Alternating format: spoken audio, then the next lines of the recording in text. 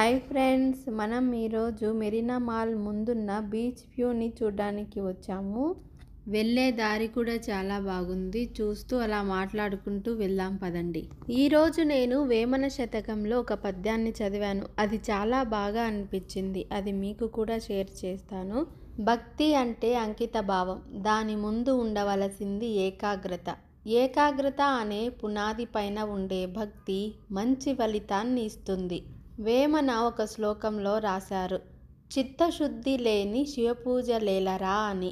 చిత్తశుద్ధి అంటే మానసిక పవిత్రత. అది ఏకాగ్రత వల్లనే సాధ్యమవుతుంది. భక్తి యోగం నుండి జ్ఞానయోగం దాకా చేరాలంటే తొలుత ఉండాల్సింది ఏకాగ్రతే. చిత్తం శివుని ముందు, భక్తి చెప్పుల మీద అని ఓ సామెత ఉంది. ఇక్కడ చిత్తం అంటే శుద్ధి. ఏకాగ్రత లేనప్పుడు అది శివుని పైన నిలవదు, చెప్పుల దగ్గరే ఆగిపోతుంది. మడుగుల్లో నీళ్లు ఇంకిపోయి ఆహారం దొరక్కపోతే కొంగలు ఏం చేస్తాయి? నీళ్లున్న మరో చోటికి వలసపోతాయి. అలాగే ఎవరైనా తాను ఉన్న ఊరిలో ఆపదలు బాధలు ఎదురైతే ప్రశాంతత గల మరో ఊరికి తరలిపోవడం మంచిది అని సూచించినప్పుడు వెళ్ళిపోవచ్చు. మనసులోని అహంకారాన్ని తొలగించుకోవాలి. మనసును స్థిరపరుచుకోవాలి, శుభ్రం చేసుకోవాలి. అలా మనసును ఉంచుకొని దేహాన్ని అదుపు చేసుకోగలిగిన వాడే నిజమైన యోగి అని అంటున్నారు వేమన. పుణ్యతీర్థాలంటూ క్షేత్రాలంటూ నదీ తీరాలకు వెళ్తూ ఉంటారు ప్రజలు. అరణ్యాల్లో సంచరించడం ఎందుకు? కొండల్లో ఆయన ఎక్కడ ఉంటాడు? శివుడు నీ శరీరంలో లేదా హృదయంలోనే కదా ఉంటాడు. బయట వెతికి గందరగోళానికి గురి కావడం ఎందుకు అని వేమన ప్రశ్నిస్తున్నాడు. తీర్థాలు సాధారణంగా నదుల, ఏరుల దగ్గర వెలసి ఉంటాయి. త్రివేణి సంగమం, ఏడుపాయల దుర్గ ఇలాంటివి కొండలపైన అరణ్యాల్లో వెలసిన శ్రీశైలం, తిరుమల, సింహాచలం, అహోబిలం లాంటివి క్షేత్రాలు. లోపల భక్తి లేనప్పుడు వీటిని సందర్శించడం వల్ల అంత ప్రయోజనం లేదంటున్నాడు వేమన. చేసే పని మీద మనసు పెట్టి చేస్తే మంచి ఫలితాలను ఇస్తుంది. మనసు దాని మీద లేకపోతే ఆ కార్యం ఫలించదు. మర్రి విత్తనం ఎంతో చిన్నదైనా పెద్ద చెట్టును విస్తరింపజేస్తుంది. ఒక చెట్టు వేరుకు పురుగు పడితే ఆ వృక్షం పాడైపోతుంది. ఒక చెట్టుకు చీడ పడితే చెట్టు ఎండిపోతుంది. అలాగే గుణవంతునితో దుర్మార్గుడు చేరి వాణ్ణి చెడగొడతాడు. అంటే గుణవంతుడు కూడా వాడి మంచి స్వభావాన్ని కోల్పోయి దుర్మార్గుడవుతాడు. కాబట్టి మీ పిల్లలు ఎవరితో ఫ్రెండ్షిప్ చేస్తున్నారు, ఎవరితో సన్నిహితంగా ఉన్నారు అని గమనించుకొని వారికి బుద్ధి చెప్పడం లేదా మందలించడం లేదా మంచి మాటలతో వారిని దారిలోకి తెచ్చుకోవడం తల్లిదండ్రులుగా మన బాధ్యతే. అడవికి మృగరాజు అయిన సింహం చిక్కిపోయి నీరసించిపోయి పడి ఉంటే పక్కన వెళుతున్న కుక్క కూడా దాన్ని చూసి మొరుగుతుంది. కాబట్టి తగిన బలము లేని చోట పౌరుషమును ప్రదర్శించరాదు. ఎన్ని చదువులు చదివినా, ఎంత విజ్ఞానాన్ని సంపాదించినా ఆత్మతత్వము అనేది లేకపోతే, అంటే నీతివంతుడు కాకపోతే, ధర్మబద్ధమైన వ్యక్తిగా ఉండకపోతే అతను మూర్ఖుడే అవుతాడు. జంతువులకి ఒక ఏడాది పాటు మన దగ్గర పెట్టుకుని శిక్షణ ఇప్పిస్తే మనం చెప్పిన మాట వింటుంది, మన మనసు తెలుసుకుంటుంది. అదే ఒక మూర్ఖుడికి ఎంతకాలం హితబోధ చేసినా, శిక్షణ ఇప్పించినా సరే అతడిలో ఎటువంటి మార్పు రాదు.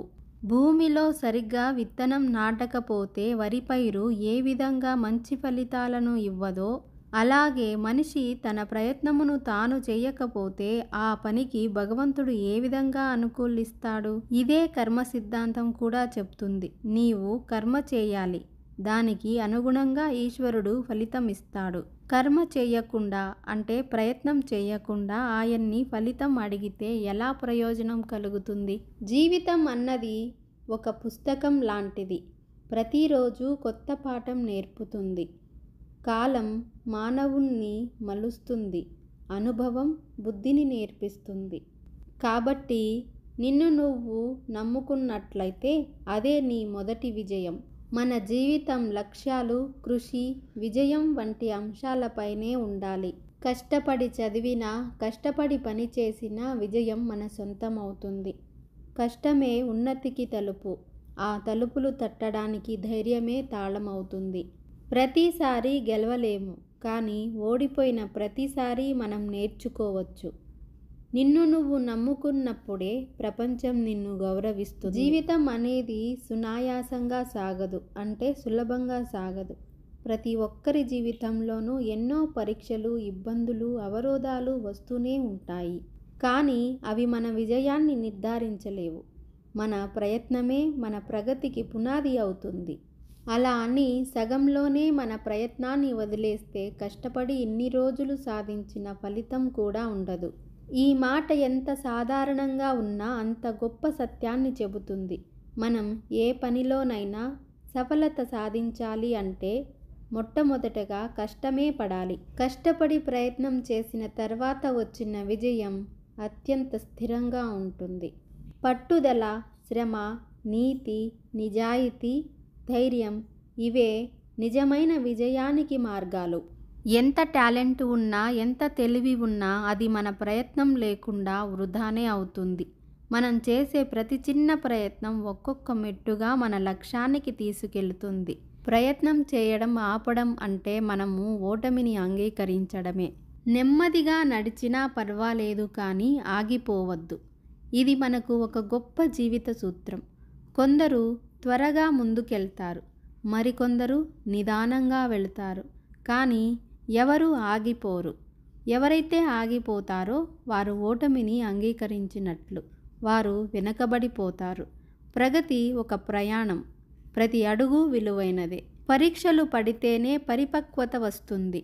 మన జీవితంలో ఎదురయ్యే కష్టాలు, సవాళ్లు మనలోని మానసిక బలాన్ని పెంచుతాయి. ప్రతి సమస్యలో మనం పరీక్షలు ఎదుర్కోవాల్సి వస్తుంది. అలాగే ప్రతి అడుగులోనూ పరీక్షల్ని ఎదుర్కోవాల్సి వస్తుంది. ఈ పరీక్షలే మనకు నేర్పును నేర్పిస్తాయి. పద్ధతిగా ముందుకు ఎలా సాగాలో అనే దారి కూడా చూపిస్తాయి. విజయాన్ని పొందాలి అని అంటే పరీక్షల్ని ఎదుర్కోవాలి. అలాగే తలెత్తి నడవాలంటే తలొగ్గి పని చేయాలి. ఈ మాట మనకు వినిపించవచ్చు, కానీ దాని లోతు అపారమైనది. గర్వంతో కాదు, వినమ్రతతో ముందుకు సాగాలి.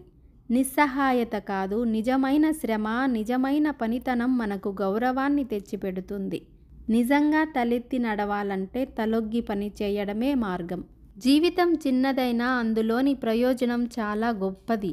విజయానికి షార్ట్కట్లు లేవు. కేవలం hard work, dedication and patience మాత్రమే దారులు చూపుతాయి. నువ్వు కొనసాగించిన మార్గం కష్టంగా అయినా సరే లక్ష్యం చేరుకునేంత వరకు ప్రయత్నించు. అప్పుడే నీవు నిజమైన విజేతగా నిలబడతావు.